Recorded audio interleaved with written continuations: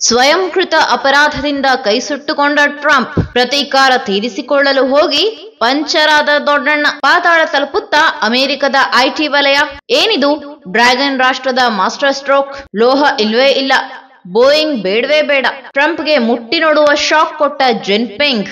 ಜಾಗತಿಕ ಮಟ್ಟದಲ್ಲಿ ಅಮೆರಿಕ ಹಾಗೂ ಚೀನಾ ನಡುವೆ ಸುಂಕ ಸಮರ ನಡೆಯುತ್ತಿರುವಾಗಲೇ ನಮ್ಮ ಮೇಲೆ ಪ್ರತೀಕಾರದ ತೆರಿಗೆ ಹೇರಿರುವ ಅಮೆರಿಕ ಅಧ್ಯಕ್ಷ ಡೊನಾಲ್ಡ್ ಟ್ರಂಪ್ಗೆ ಚೀನಾ ಬಿಗ್ ಶಾಕ್ ನೀಡಿದೆ. ಈ ಮೂಲಕ ಸೇರಿಗೆ ಸವ್ವಾ ಸೇರು ಎನ್ನುವಂತೆ ಅಮೆರಿಕಕ್ಕೆ ಕಳುಹಿಸಲಾಗುತ್ತಿದ್ದ ಅಪರೂಪದ ಲೋಹದ ರಫ್ತು ನಿಲ್ಲಿಸಲು ಚೀನಾ ತೀರ್ಮಾನಿಸಿದೆ. ಇನ್ನು ಅಮೆರಿಕದಲ್ಲಿ 2ನೇ ಬಾರಿಗೆ ಅಧಿಕಾರಕ್ಕೆ ಬಂದ ಬಳಿಕ ಟ್ರಂಪ್ ಜಾಗತಿಕ ಮಟ್ಟದಲ್ಲಿ ಕೆಲ ಆಘಾತಕಾರಿ ಹಾಗೂ ಜನವಿರೋಧಿ ನಿಲುವುಗಳಿಂದಲೇ ಸುದ್ದಿಯಾಗುತ್ತಿದ್ದಾರೆ. ಅಲ್ಲದೆ ಬಹುತೇಕ ದೇಶಗಳ ವಿರುದ್ಧ ಕಿಡಿಕಾರಿರುವ ಟ್ರಂಪ್ ಪ್ರತೀಕಾರದ ತೆರಿಗೆ ಹೇರಿಕೆ ಮಾಡಿ ತಾತ್ಕಾಲಿಕವಾಗಿ ಅದನ್ನ ತಡೆ ಹಿಡಿದಿದ್ದಾರೆ. ಆದರೆ ತಮ್ಮ ಸೇಡಿನ ಭಾಗವಾಗಿ ಚೀನಾದ ಮೇಲೆ ಆ ತೆರಿಗೆಯನ್ನ ಮುಂದುವರೆಸಿದ್ದಾರೆ. ಈ ಹಿನ್ನೆಲೆಯಲ್ಲಿ ಕೆರಳಿರುವ ಚೀನಾ ಟ್ರಂಪ್ಗೆ ಮುಟ್ಟಿ ನೋಡಿಕೊಳ್ಳುವ ಹಾಗೆ ಶಾಕ್ ನೀಡಲು ಮುಂದಾಗಿದೆ. ಎಲೆಕ್ಟ್ರಾನಿಕ್ ಉಪಕರಣಗಳಿಗೆ ತೀವ್ರ ಹಿನ್ನಡೆ.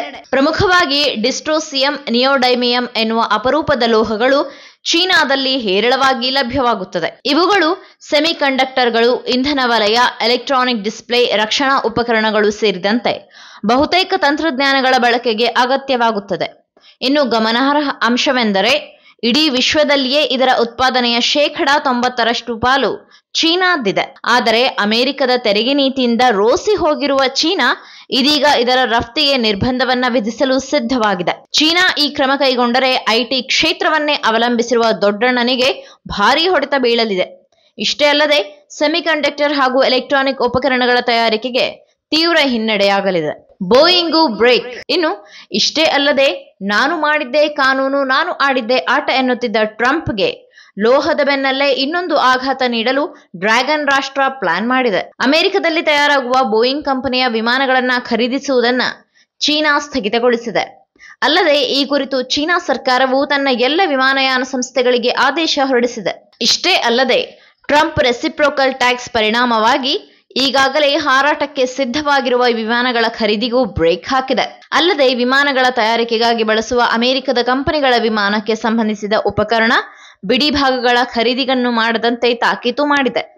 ಹಾಗೆಯೇ ಅಮೆರಿಕದೊಂದಿಗಿನ ವಿಮಾನ ಖರೀದಿಯ ಒಪ್ಪಂದಕ್ಕೂ ಚೀನಾ ಟಾಟಾ ಬೈ ಬೈ ಹೇಳಿದ್ದು ತನ್ನ ಸ್ವಯಂಕೃತ ಅಪರಾಧದಿಂದ ಇದೀಗ ಟ್ರಂಪ್ ತೀವ್ರ ಆಘಾತಕ್ಕೊಳಗಾಗಿದ್ದಾರೆ. ಚೆಂಡು ಚೀನಾ ಅಂಗಳದಲ್ಲಿದೆ. ಚೀನಾ ನಮ್ಮೊಂದಿಗೆ ಒಪ್ಪಂದ ಮಾಡಿಕೊಳ್ಳಬೇಕಾಗಿದೆ, ನಾವು ಅವರೊಂದಿಗೆ ಒಪ್ಪಂದ ಮಾಡಿಕೊಳ್ಳಬೇಕಾಗಿಲ್ಲ ಎಂದಿರುವ ಟ್ರಂಪ್ ಹೇಳಿಕೆಯನ್ನ ಪತ್ರಿಕಾ ಕಾರ್ಯದರ್ಶಿ ಕರೋಲಿನ್ ಲೀವಿಟ್ ಸುದ್ದಿಗಾರರ ಎದುರು ಓದಿ ಹೇಳಿದ್ದಾರೆ.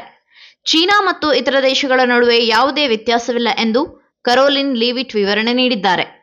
ಅಮೆರಿಕದ ಏವಿಯೇಷನ್ ದೈತ್ಯ ಬೋಯಿಂಗ್ ಜೊತೆಗಿನ ಪ್ರಮುಖ ಒಪ್ಪಂದವನ್ನ ಚೀನಾ ಕೈಬಿಟ್ಟಿದೆ ಎಂದು ಟ್ರಂಪ್ ಹೇಳಿದ ನಂತರ ಲೀವಿಟ್ ಅವರ ಹೇಳಿಕೆ ಹೊರಬಂದಿದೆ. ಟ್ರಂಪ್ ಅಧಿಕಾರಕ್ಕೇರಿದ ಬಳಿಕ ಟ್ಯಾಕ್ಸ್ ಫೈಟ್.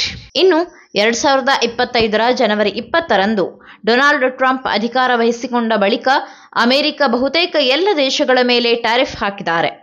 ಅದರಲ್ಲೂ ಚೀನಾ ಮೇಲೆ ಟ್ರಂಪ್ ಅತ್ಯಂತ ಕಠಿಣ ಕ್ರಮ ಕೈಗೊಂಡಿದ್ದಾರೆ. ಚೀನಾದಿಂದ ಅಮೆರಿಕಕ್ಕೆ ಆಮದಾಗುವ ಬಹುತೇಕ ವಸ್ತುಗಳ ಮೇಲೆ 145% ಸುಂಕಗಳನ್ನು ವಿಧಿಸಿದ್ದಾರೆ. ರಫ್ತುದಾರರು ಅಮೆರಿಕದ ಲೇವಿಗಳಿಗಿಂತ ಮುಂಚಿತವಾಗಿ ಕಾರ್ಖಾನೆಯ ಗೇಟ್ಗಳಿಂದ ಸರಕುಗಳನ್ನು ಪಡೆಯಲು ಧಾವಿಸಿದ್ದರಿಂದ ಚೀನಾ ಬುಧವಾರ ತನ್ನ ಆರ್ಥಿಕತೆಯ ಮೊದಲ ತ್ರೈಮಾಸಿಕದಲ್ಲಿ 5.4% ಬೆಳವಣಿಗೆಯ ಮುನ್ಸೂಚನೆ ನೀಡಿದೆ ಎಂದು ಹೇಳಿದೆ. ಅಲ್ಲದೆ ಚೀನಾದ ನ್ಯಾಷನಲ್ ಬ್ಯೂರೋ ಆಫ್ ಸ್ಟ್ಯಾಟಿಸ್ಟಿಕ್ಸ್ನ ಹಿರಿಯ ಅಧಿಕಾರಿ ಶೆಂಗ್ ಲೆಯನ್ ಮಾತನಾಡಿ, ಅಮೆರಿಕದ ಸುಂಕಗಳು ನಮ್ಮ ದೇಶದ ವಿದೇಶಿ ವ್ಯಾಪಾರ ಮತ್ತು ಆರ್ಥಿಕತೆಯ ಮೇಲೆ ಕೆಲವು ಒತ್ತಡಗಳನ್ನು ಉಂಟುಮಾಡಿರುವುದು ನಿಜ ಎಂದು ಅವರು ಒಪ್ಪಿಕೊಂಡಿದ್ದಾರೆ. ಟ್ರಂಪ್ ಸುಂಕ ನೀತಿಗೆ ಪ್ರತಿಯಾಗಿ ಯುನೈಟೆಡ್ ಸ್ಟೇಟ್ಸ್ಗೆ ಸರಕು ಸಾಗಣೆ ನಿಲ್ಲಿಸುವುದಾಗಿ ಹಾಂಗ್ಕಾಂಗ್ ಹೇಳಿದೆ.